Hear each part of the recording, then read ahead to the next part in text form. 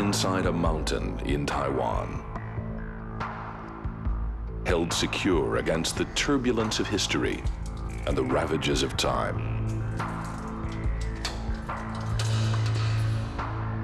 Only a handful of people may enter, and never alone.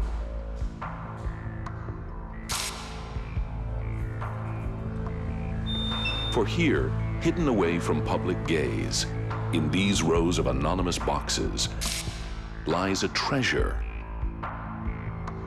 More than 650,000 pieces, each one priceless, each one irreplaceable. It's possibly the world's greatest collection of ancient Chinese art.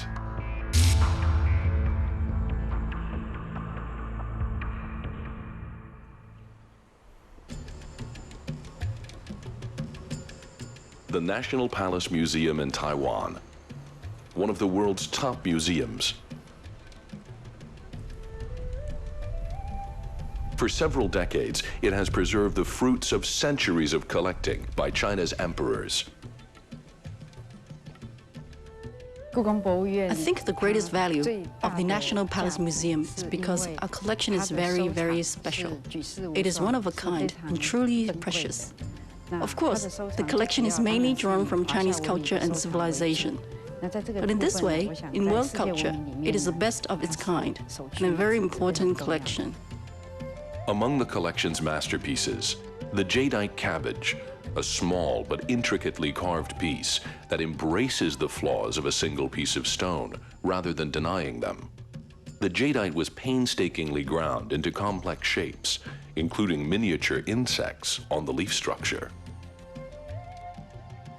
A newly renovated National Palace Museum is infusing these artifacts with a new life, a new focus, just as the person who assembled the collection 270 years ago and set in motion the last golden age of the Chinese dynasties.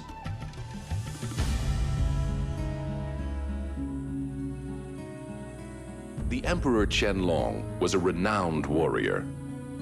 In the 60 years of his reign, he would establish China's greatest empire, ruling more than 300 million people.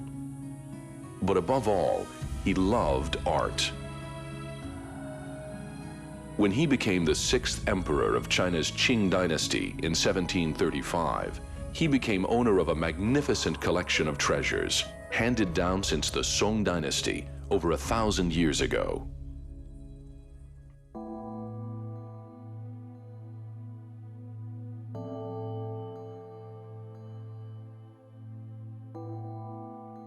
The imperial collection Qianlong inherited consisted of many thousands of artworks from the entire length of Chinese history. From Neolithic jade carvings to paintings and calligraphy by China's most famous artists. From antique bronzeware to some of the rarest ceramic pieces in existence. It was all his, but he wanted more. Qianlong believed that his legacy would be to preserve China's cultural treasure. His most significant commission, a catalog of all the important works on Chinese culture. It consisted of 36,000 volumes, handwritten by as many as 3,000 copyists. And it took 16 years to complete. His catalog of the art itself was just as extensive, attempting to record everything in the collection. But Qianlong saw himself as more than just a creator of lists. He was a collector himself, with a keen eye. Some of the finest pieces to be found here were ones he himself acquired. He had innovative ideas and broke away from the long tradition of idealized perfection.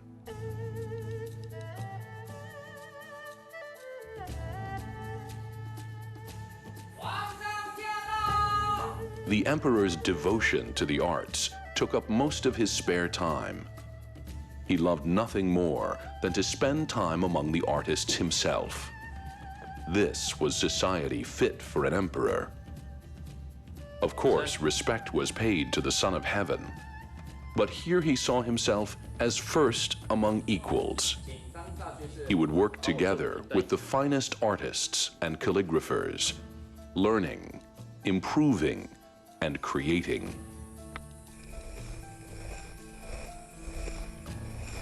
In his lifetime, he was to write some 40,000 poems and would paint whenever state business permitted. It was all part of his understanding of what Chinese art and the treasure he had inherited meant.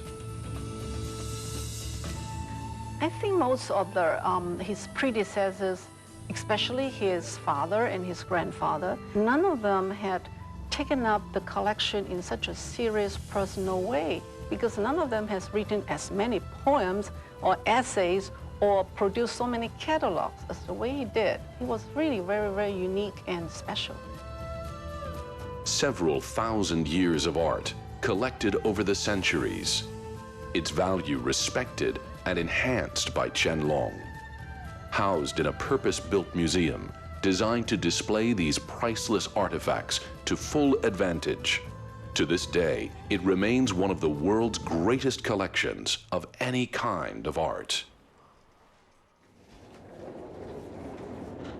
The museum prides itself on keeping Qianlong's collection intact and see themselves as protectors of these treasures. Today, a new exhibition is being set up to honor the Qing dynasty. It's a sampling of the finest pieces from the collection, especially those pieces created for Emperor Qianlong. And some show the playful side of his character. This curio box contains a miniature art collection of its own.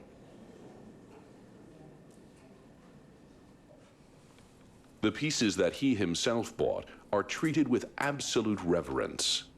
He is almost the patron saint of this museum. After all, it was he who first cataloged the collection and who seriously added to it. He was the first curator. Antiquities cannot speak. The ones who must give them a voice are museum curators. So when we want to deal with artifacts, the most important thing to remember is that this is an object made by a person. Behind the person who made this object are all the generations of people, the environment in which they lived, and its cultural trappings. So those of us who deal with artifacts are trying to recreate the environment and background from which these objects came. But how did this treasure come to be here? How has it survived intact, given its extreme fragility? That story begins when the last emperor left the Forbidden City in Beijing in 1924. What was left of the imperial treasure became the property of the state. It went on public display for the first time in 1925 at the newly named Palace Museum. But within 6 years, it was to be threatened with destruction. In 1931, Japanese troops invaded Manchuria, causing turmoil in northern China.